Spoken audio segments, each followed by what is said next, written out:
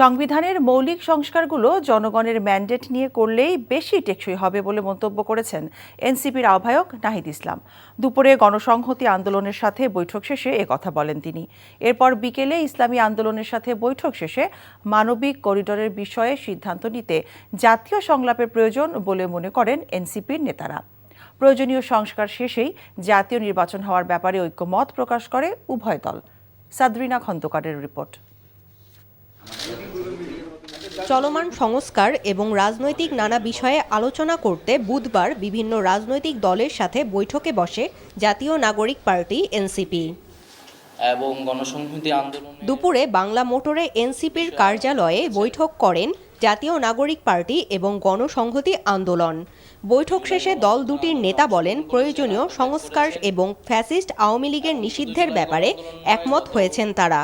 তো এই জায়গায় আমরা একমত যে সংসদে কেবল সংশোধনের মাধ্যমে সংবিধান পরিবর্তন করার আসলে এটা টেকসই হবে না, বরং জনগণের ম্যান্ডেট নিয়ে সংবিধান পরিবর্তন করতে হবে।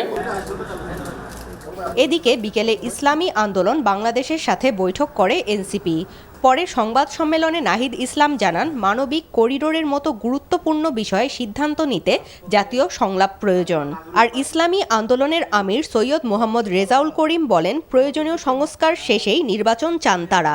এই ফ্যাসিস্ট যে হাজার হাজার মায়ের কোল খালি করেছে, সন্তানহারা করেছে, আমাদের দেশের টাকা পাচার করেছে, এদের বিচার দলগত সহ আগে হবে, তারপর আমরা নির্বাচনের চিন্তা আমাদের মাথায়, তারপর নির্বাচন আমরা চাই, সংস্কার প্রয়োজনীয় হবে, তারপর জাতীয় নির্বাচন।